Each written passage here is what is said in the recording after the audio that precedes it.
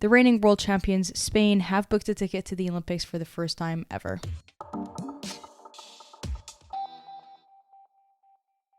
International window is back, of course, because when do these players ever get a rest? But that is for a separate conversation. The UEFA Nations League is back and running. We've got the inaugural CONCACAF Women's Gold Cup underway as well as a plethora of more competitions and qualifiers and friendlies. It's a very, very busy time in the international window in the women's game. Today we're going to be focusing on the European action after Spain defeated the Netherlands in the semifinals of the UEFA Nations League to head into the Nations League final. Joining them are France, who, as we already know, are already qualified to the Olympics because they are hosts. So with them making it to the final with a 2-1 victory over Germany and the Netherlands are going to be facing each other in that third spot game. It's going to be a playoff in some ways. The winner goes to the Olympics. There's been a lot of questions of why on earth is France in this competition to qualify for the Olympics when they've already qualified as hosts. And really the simple answer is for the UEFA Nations League, it acts as a qualifier for the World Cup, for the Olympics, for the Euros.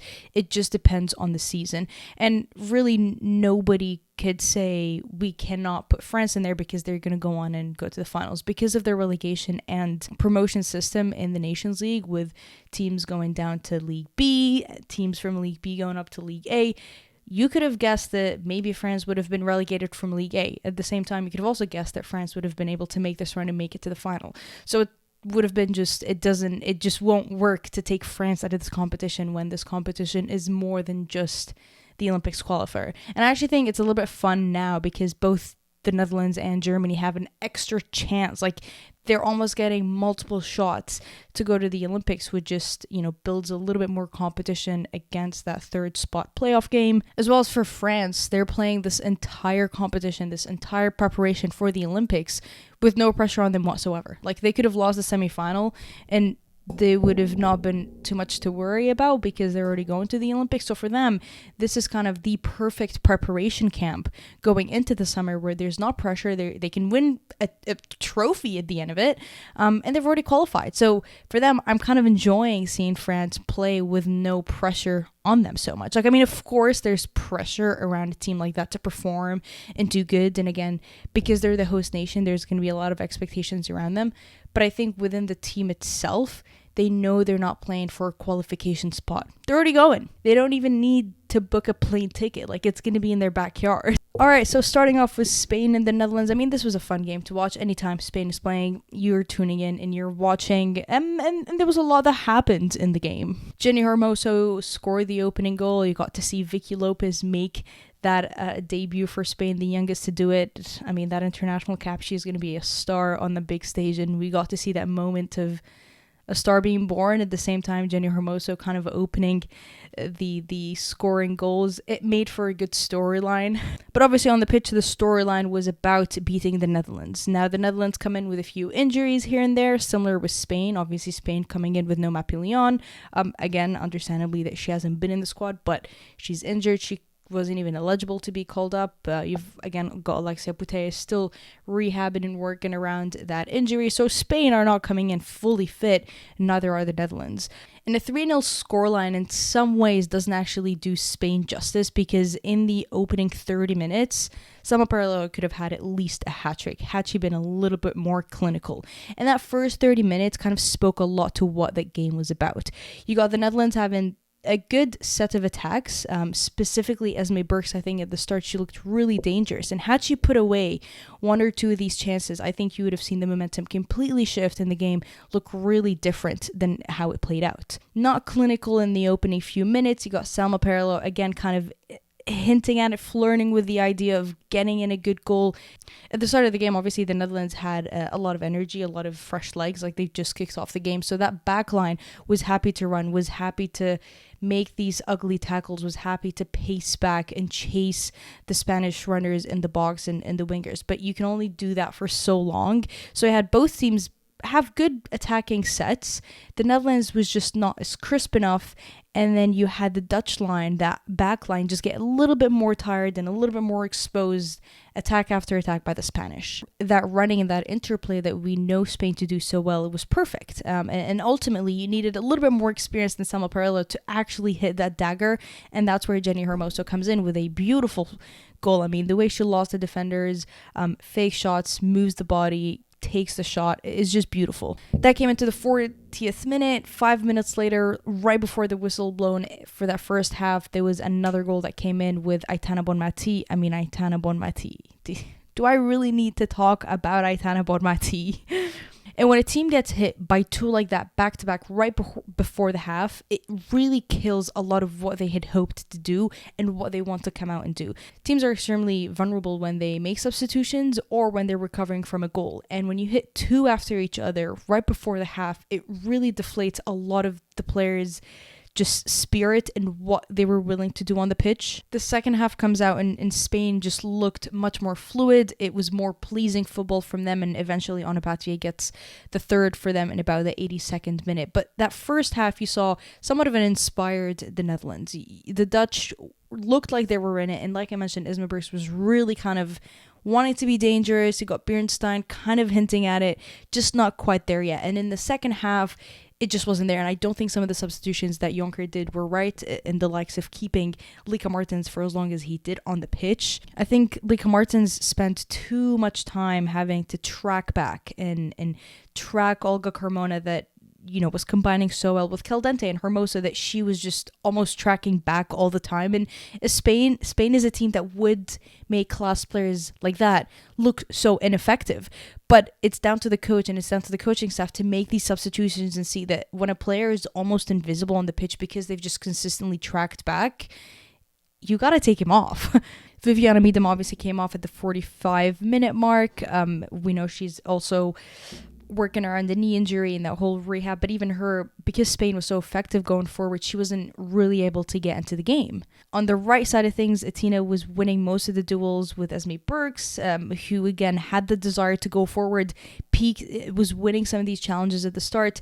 Then you got Dominique Janssen coming in to cover that as well. So Spain was just one step ahead going forward, and on the wings, where both the fullbacks and the wingers for the Dutch were kind of compromised already.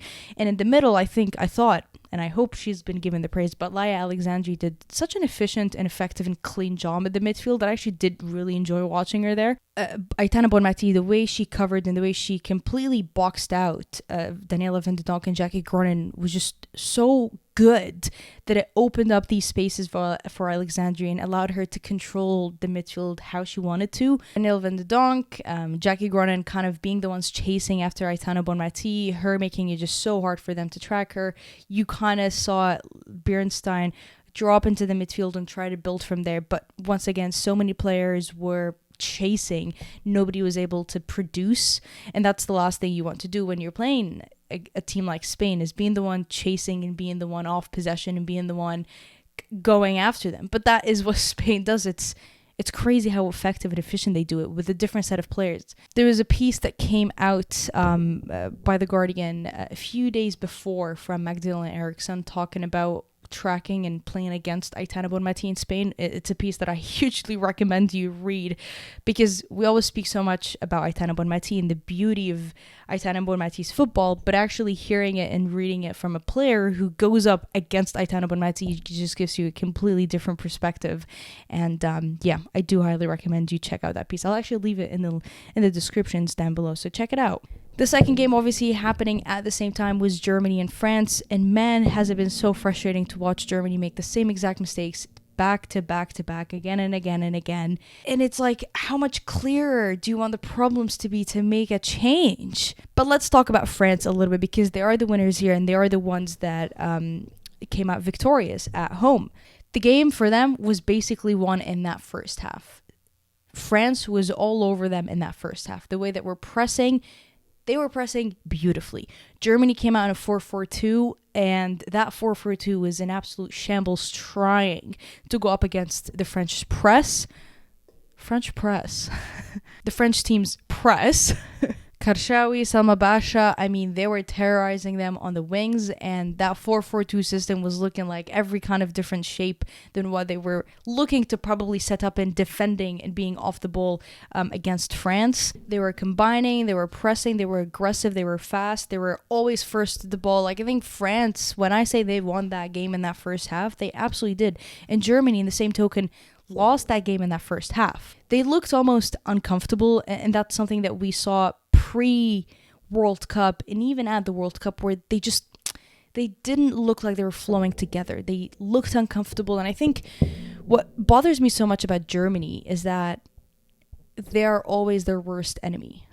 And another thing that has been so frustrating with Germany is that they have easily some of the best young talent in Europe, yet they are so stuck with the older generation that has consistently in the past 6 months let them down, yet they're sticking with it. Why are we not starting Laura Freigang?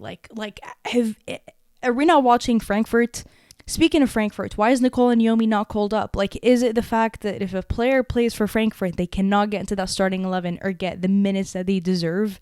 They've also been really, really needing a young, fast, quick, alert, really good fullback with Germany. And they've got Sophia Kleinhardt, but where is she? Warming up, apparently. Like, it's something with these Frankfurt players not getting into the squad that's really frustrating. It's a frustrating pattern to see a player like her, so much quality, she's so good, yet she's unable to break into that squad and make the starting 11 when she's exactly the type of player that backline is dying for. I also thought Lynn Arberdorf in the middle didn't have her best game. I think it was probably below par for her in that first half and in the second, I would say. And it could be partially because of the setup. Like I mentioned, they came out with a 4-4-2 and the top two were Pop and Leah Schuler, which in some ways when you set up like that, it actually gives you, it generates more offensive power. But because of how France were pressing and how much better they just were in the midfield, the German midfield was making one too many problems. The center area just looked weak, and there was a lack of almost a number 10 to make things right. So I'm not sure if a 4-4-2 is the one to work with this German squad, but at the same time, you know, they're sitting with a 72-year-old interim coach. I don't think he'll be the gentleman to take them to the Olympics. I hope they'll have somebody figured out. I mean, if they go to the Olympics, who knows? But I think changes need to happen within that coaching staff. And that first half of the game was just a very disappointing Germany. When we got to see them wake up in the second half, it was like, okay, they changed up the setup.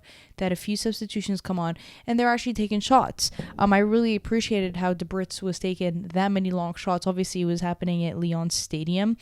And as a Lyon player, she just looked too familiar on the pitch to be taking these shots, which I really appreciated. But unfortunately, if you want to win a decisive game of football that is as thin margins as this, and you're coming up against a team like France, you have to be the better side across the 90 minutes. Sometimes that's not how football is. Sometimes you can just win in the last 20 minutes. But when we're talking thin margins, when we're talking Olympics is on the line here for Germany, to come out that short and to come that uninspiring in that first half is a little bit worrying. And I think for them now, if they continue with the same setup, if they continue with the same starting 11, if they continue with the same older generation getting that nod over the youngsters, I don't actually see them making to the Olympics. I actually think the Dutch showed promise against Spain. Again, they had good moments.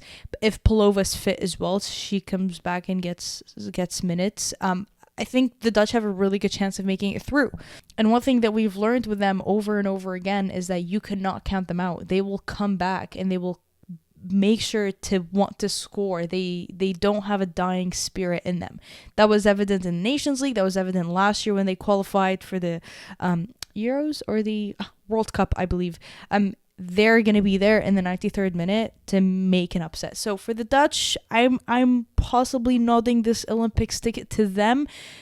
But who knows, maybe the Germans have a bit of a change, hopefully with the player selection that they do, and just actually come out fighting from minute 1 rather than minute 46. For the final, it's going to be France and Spain. Like I mentioned, I'm so gonna be sad for this game because you have a direct team like France, who is so good with pressing. And since Hervé Renard's come in, I really love how he's been able to maneuver that midfield. I'm loving the players that are getting that spotlight in that midfield. I appreciate how he sets up the players. They're direct, they're aggressive, they press, and they're pretty neat in the back as well. So I'm very excited to see a team as direct as France go up against a team like Spain, who is also quite direct, but they like to have a little bit more of a pretty football. You have the players like Bonmati, you have the players like Caldente who can set up their forwards so beautifully. You have the devastating Samaprella. You have so much, such good players that it's going to be such an interesting matchup.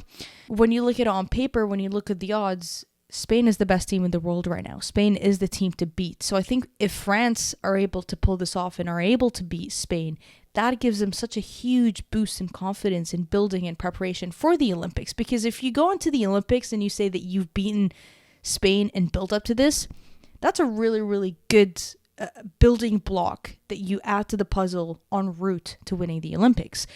Who, like I mentioned, Spain are already going to be in the Olympics, so shall them to again meet again in the Olympics. This is going to be some golden footage to look after or over for both head coaches. For the final, I'm very, very excited. I think I don't like to do predictions, but I would not be surprised to see France challenge for a possible win here. That's what I'm saying.